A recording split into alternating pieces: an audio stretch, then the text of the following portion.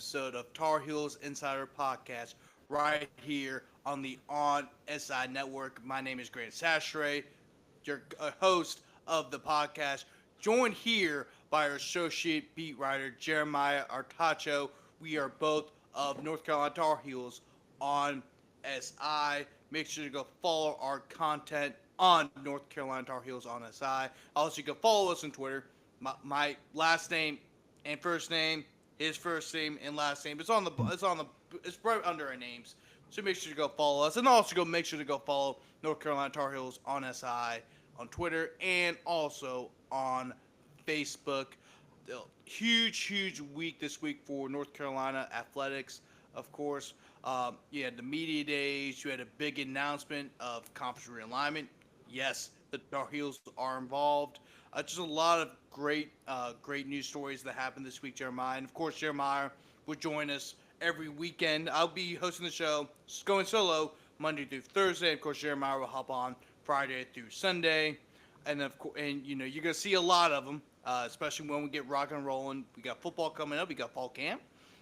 And then of course, as that goes along, then we have basketball and we got baseball. We got a lot of stuff going on. So Jeremiah, welcome to the show, man. How's your week been? It's been a very busy week for the both of us. It's my first week. It's your fourth week, but we had the AC Media Days. I mean, it's just a very busy week for us.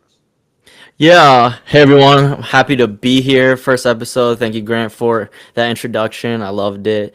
And yeah, I'm just excited to be a part of this job and work alongside Grant. He's obviously pretty experienced in this field.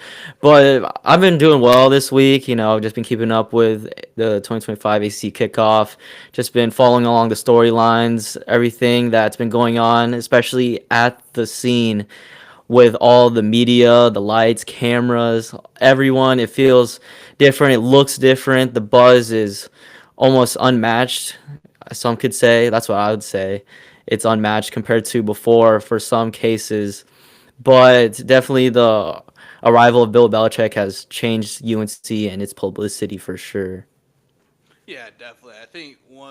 If there's a winner of media days or the ACC kickoff to be more formal,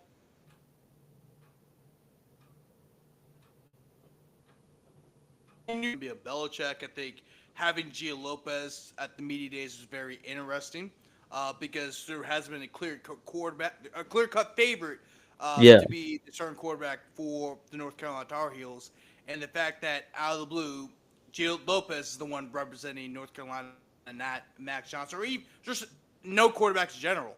I thought that was very interesting. It just shows you where Belichick's mind is for the quarterback position. Also, Jordan Ship being there was interesting as well. Oh, yeah. A lot of people think maybe Kobe Payshore would be there, but no, it's Jordan Ship. So that lets me know the expectations that are being put up onto him. And then also, of course, we knew, and then also I think we knew that it was going to be the two defensive Yeah. guys that were going to be there were going to be Thad Dixon and Will Hardy. They're two seniors. Of course, Thad Dixon had played for Steve Belichick at Washington, and Mhm. Steve was the coordinator over there. And of course, Will Hardy is uh, one of the few guys who returned from last year on the defense. I mean, Yeah. he's been there for the last 3 years. He's been a key rotational player. Now he's going to be a starter this year. He's going to be one of the leaders of this defense this year. I mean, this is a very veteran defense, but this is a guy who's been here the last 3 years and has played a lot of snaps for the Tar Heels the last 3 years. So I think it was great to hear from all of them. Yeah, for sure. Definitely with Will Hardy, since I would say, is an experienced Tar Heel. He's not a transfer. He's been at the University of North Carolina, Chapel Hill for some time. He's experienced with the program to an extent. He's familiar with the campus, of course, coming out of high school. And then for Thaddeus Dixon, he played at Washington and was in the college football playoffs last season, so he's definitely has a lot of experience in winning, and that will be very beneficial for Bill Belichick and the rest of the Tar Heels. Gio Lopez is also interesting. It definitely gives a peace of mind for fans, or maybe not. Maybe others feel like Bryce Baker, the freshman, or the other veteran, Max Johnson, should have that QB1 spot. And then for Jordan Ship, it seems like he's the wide receiver one, given that he was at ACC kickoff. So yeah, a good mixture, a lot of reasons for why they're there, which makes sense. So definitely a good group that Bill Belichick brought and represent the school. Hmm. Yeah, we're gonna have a lot. We've released a lot of stuff from media day so far. Of course, Jeremiah has a lot of stuff. He did an article about Jordan Shipp. He did one about Thad Dix. He's also done a good bit about Bill Belichick. So make sure to go Yeah. check that out. Of course, I did articles on kind of media days in general. Then also did some stuff on Will Hardy and Gio Lopez. I've done. I think I've talked about Gio Lopez a lot with my articles Yeah. on the podcast here. And of course, Will Hardy talked a few times in a few of my articles. So it's great to see. But also, really just and what I mean by winners, not so much what they said and what they did, but this was a day where you also had Clemson there on the same day Mhm. as UNC. And Clemson is the favorite to win the ACC. I fully believe that. And I also believe that they are a legit national title contender given the production that they are bringing back. They're one. I mean, if you think about all the teams that we mentioned as national title contenders, Clemson's one of them, and also they returned most of the production from last year. So it's Oh not yeah. far fetched to say that they are that they're one of the favorites to win the national title. So Hmm. the fact that you had North Carolina, who many people think is going to be a middle of the road team, which I do too, just because you're going through a transition period and you have a lot of new faces on this team. The fact that they stole the spotlight from a team, a excellent team that will be a national title contender, says everything about the hype going around this program in Chapel Hill. It's great to see, and even if the expectations aren't high, or they're kind of somewhere in the middle, the hype is real, and I think you're really starting to see the Oh yeah. Belichick effect. I really think if it was any other coach, people are like, "Oh, there's North Carolina. Okay, they got some good players. Oh yeah." But now with Bill Belichick, Yeah. you're taking him a little bit seriously. Even if Bill Belichick's not the same Bill Belichick was with the Patriots, Bill, the name itself, the name, the resume. Yeah. I mean, you start to take it a little bit more seriously, even if Bill Belichick may not be the same Bill Belichick. Oh yeah, for sure. That name Bill Belichick alone has power within itself. It has what Gio Lopez likes to say about Bill Belichick. He has aura when he walks in, as he said at the AC kickoff. So that was pretty interesting. And yeah, I mean Bill Belichick being at UNC, it like even though despite Clemson being favorites to win the ACC championship and contend for the national championship, just Bill Belichick and the UNC overshines them publicity wise, at least. And so it didn't really seem like if like Clemson was there, but then of course the attention was all eyes on Bill Belichick, as a lot would like to say. Yeah, definitely, man. It's great to see the hype around this program. I've only been here for a week. Of course, I got hired like a month ago, and I'm kind of very new to the Chapel Hill scene. But it's very similar. Like of course I came from Louisiana. I covered LSU, went to LSU, covered LSU, and everything like that. And there's a lot of excitement around that program.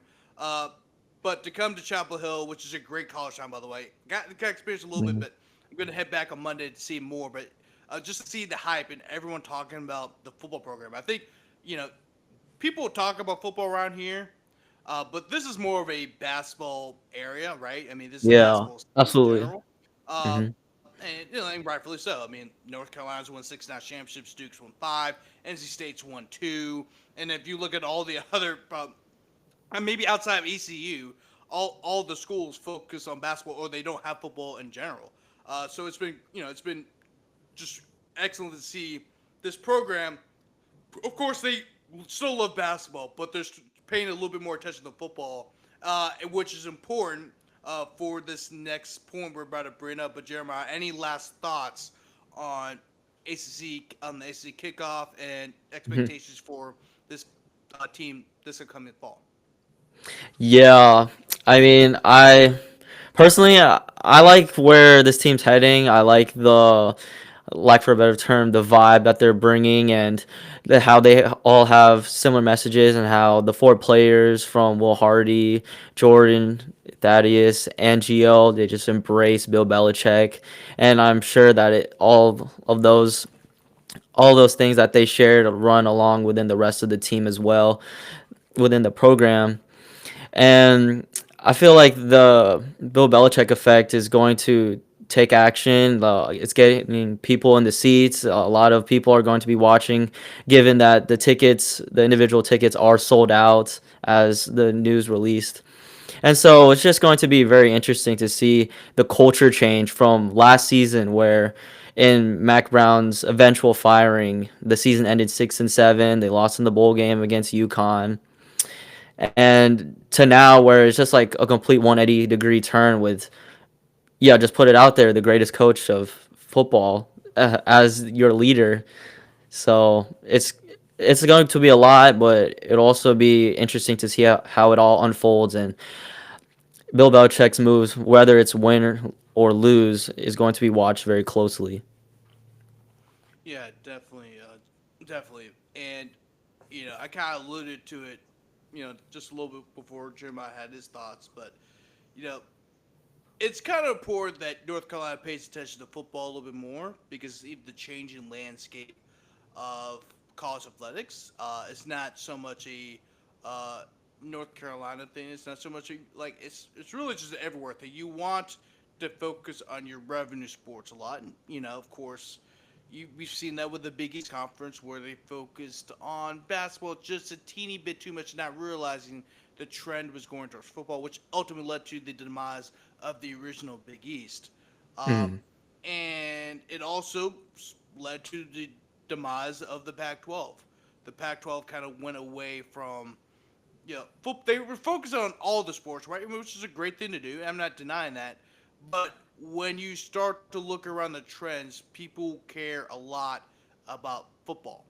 And football Yeah. is still the breadwinner for college athletics.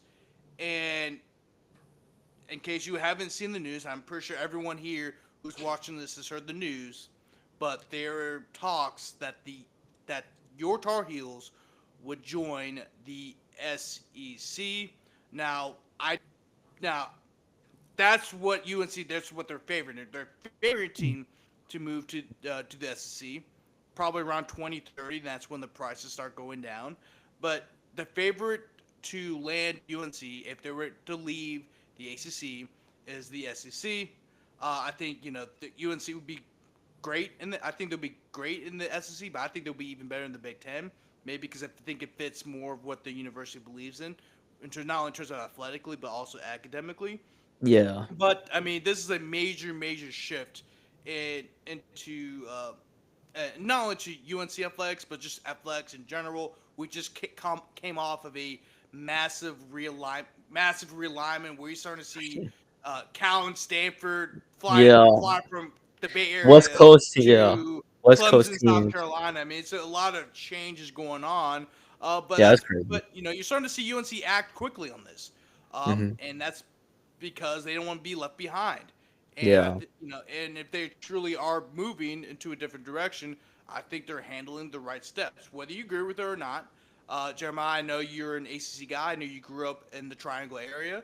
Yeah. You've been a UNC fan all your life. What are your thoughts about UNC possibly moving to the Southeastern Conference, or just moving out of the ACC in general, where UNC is one of the original members of the ACC? The Rise with Duke and NC State, those two games could go away if North Carolina were able to leave the ACC.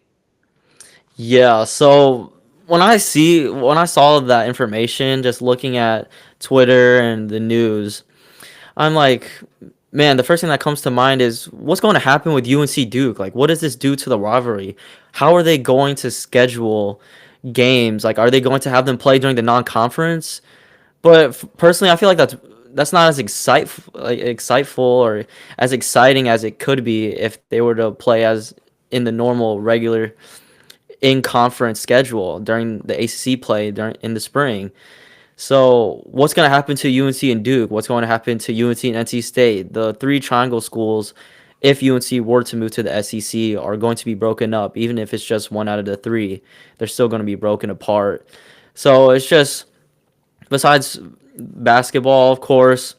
and then football is going to be there, and football and baseball. It makes sense in terms of SEC. The SEC is pretty good at baseball, given LSU's recent College World Series championship victory. So it'll give them some competition there for sure, and it will prepare them in the long run.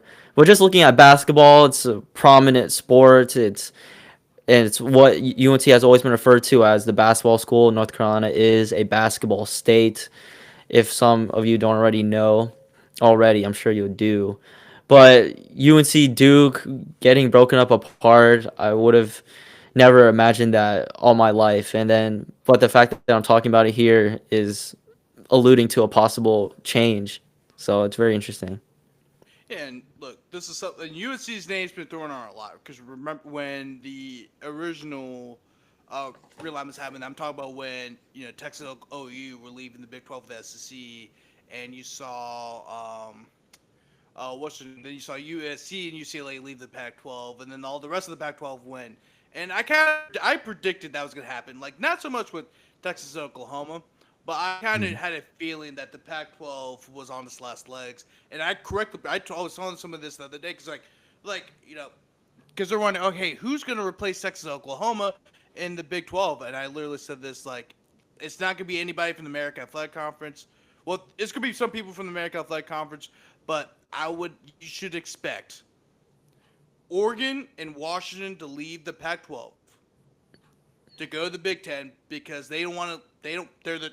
They're two major markets in the Pacific Northwest with Amazon. You got all these different Fortune 500 companies. There's a lot of money up there. And Yeah. it's also a major geographical market for TVs. Portland and Seattle.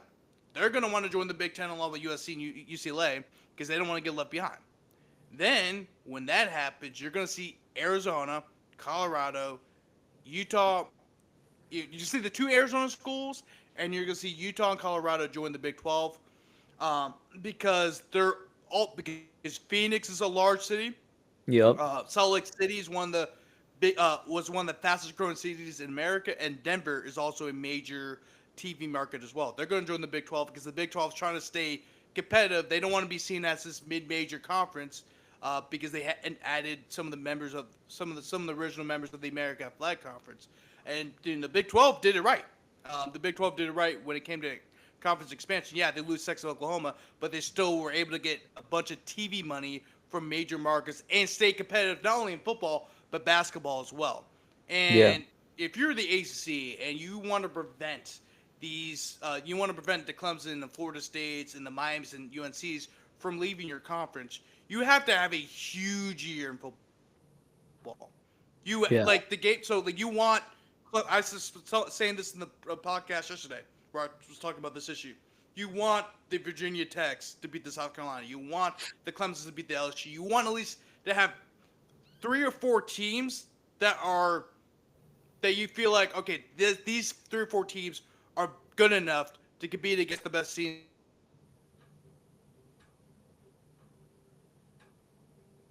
SEC for big money. The more money, the better. And that's Oh yeah. one of the biggest reasons why these schools are thinking about leaving. You have to find ways to make money. And the best way to make money is to simply win games and to Yeah. advance far. And so the ACC needs a big year in football. Because look, last year they had a down year in basketball, but that was a one-off. Every conference Mhm. kind of goes to that 1 or 2 year stretch where they just don't have a lot of. It's more top-heavy than it has been. Exactly. So Yeah. you Mhm. so they see it as a big year in football because football is a major revenue sport. Now the ACC's always great in basketball, as I said. I mean North Carolina, Duke, NC State should be better. That's going to be another podcast. We're gonna Yeah. talk about We'll that wait. soon. That'll be out sometime this weekend. But you also have Louisville's going to be really good. I think Louisville's going to be really good again. Miami will have that year where they're really good at some years. I mean, the ACC will be a much better conference in basketball this upcoming year.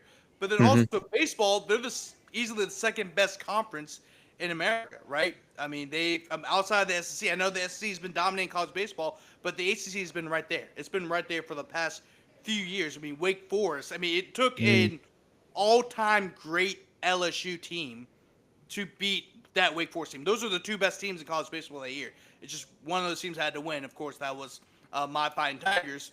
But I mean, you need football to have a successful year. You just do, Absolutely. because if they don't have a successful year this year, you already know Florida State and Clemson are trying to leave. They literally sued to try to leave the conference. Let's not forget about that. But Yeah. also remember Good this point. too. Good point. Also remember this too.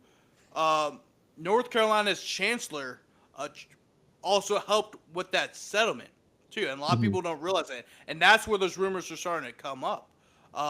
Because I forgot the guy. Maybe you know his name better because I know you're sitting there. But Lee what's the name Roberts. of the Yeah. chancellor? Chancellor Lee Roberts. Like Lee Yeah. Roberts. Yeah, there you go. Yeah. Lee Lee Roberts. Roberts actually was actually helping out with the negotiations with that. They're actually helping out Florida State and Clemson.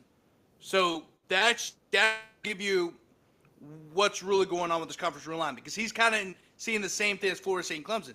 North Carolina doesn't want to get left out. They're trying to make money here. So if they see he's not making money, Florida State, Clemson, North Carolina, and either Miami or Virginia. Oh It yeah. might, because I know Virginia's name getting thrown out there, but I think it's gonna be Miami because the major markets and everything like that. Those are the four schools I think you should be watching up for, and of course North Carolina. These rumors about North Carolina coming out. I think that's saying a lot. And also, by the way, it came from a credible source. Inside Hmm. Carolina came out with this. Oh yeah. They've been doing this for a very long time. That's a very credible source. So when they came out with the news, that was massive. Like, Yeah. it That wasn't was. just coming from anybody. It was coming from them.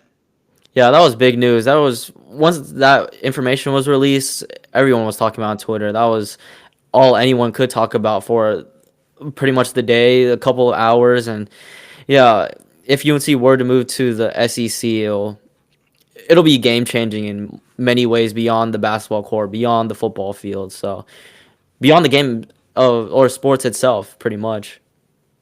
Mhm. Yeah, man, it's just crazy. It's crazy times uh, at North Carolina football, of North Carolina sports. You know, we're talking about Bill Belichick and around and the hype around this UNC football program going to the 2025 year, which will open up on Labor Day night against TCU. By the Yep. way, did you see what North Carolina posted? They posted like the old clips of College Game Day being at Chapel Hill. Oh, I actually have not seen that actually. Yeah, it was actually really cool. Like, it was from the because college has only been to Chapel Hill once, and that was for the North Carolina Florida State game. Florida State, I think, was the number one team in the country, and it was Mm. basically for the ACC championship. It was really cool. It was a very cool retro clip there. But kind of moving off that subject, but going back to the main subject. Um, yeah, it's just like with the hype around football and the plus this news dropped. Just a lot of crazy times around North Carolina athletics, and I got one more topic before we end this podcast episode. But news came out earlier today that North Carolina GM Jim Tanner, yes, North Carolina basketball has a GM, just like a lot of different Yep. colleges do. Davidson's GM is literally Steph Curry, Steph who is still Curry. playing the sport of basketball as we speak. There's a lot of money being thrown around. You need that guy to kind of manage the money, uh, manage what's going on, uh, in the NAL transfer portal world, while the coach just focus on coaching and develop his players and winning games. And Jim Tanner, of course, is the very first GM in North Carolina history. Of course, Yep. he's a North First Carolina one. alum. You've written an article about why he and Michael Lombardi are important to both North Carolina football and Yeah. basketball.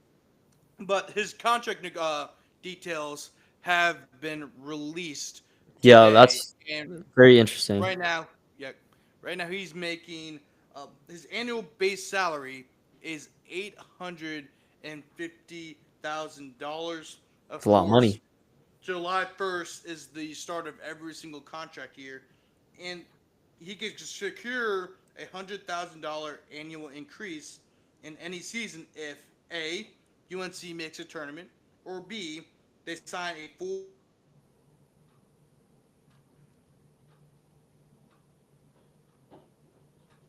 $150,000 already, and that's because of the way North Carolina was recruiting via the transfer portal. Yeah. And so he met the requirements to get a salary increase. But just with the change. Speaking of the changing of college athletics, just what do you think about those contract details? And also, I know you did an article about this, but why are people like Jim Tanner important not only for North Carolina basketball, but just for a lot of Division I college programs around the country? Yeah, the implementation of general managers is definitely a game changer in many different aspects, but one that I like to point out more than others is the just the roster construction. I mean, it takes a load off of Hubert Davis, and just for Hubert Davis to just focus on the players that are in the program right now, just to be able to coach them up and focus on the X's and O's of why like the team is winning games or losing games, just what's going on the court. But then Jim Tanner, he takes it a step above and focuses on the whole program as a whole, looks at it from a lot of different angles, and then even goes beyond to recruit outside of the United States. Incoming recruit Luka Bogovac, and he's a good player.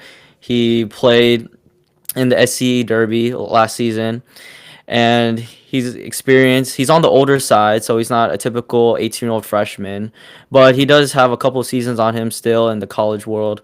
So just him, Jim Tanner is being able to just take things outside of the box than what Hubert Davis may have done in the past.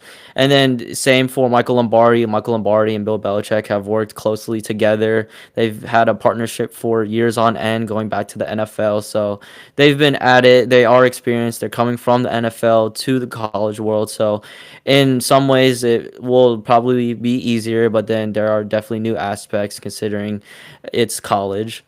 So general managers are important for the game of basketball, football, and who knows, maybe it'll extend to other sports as well.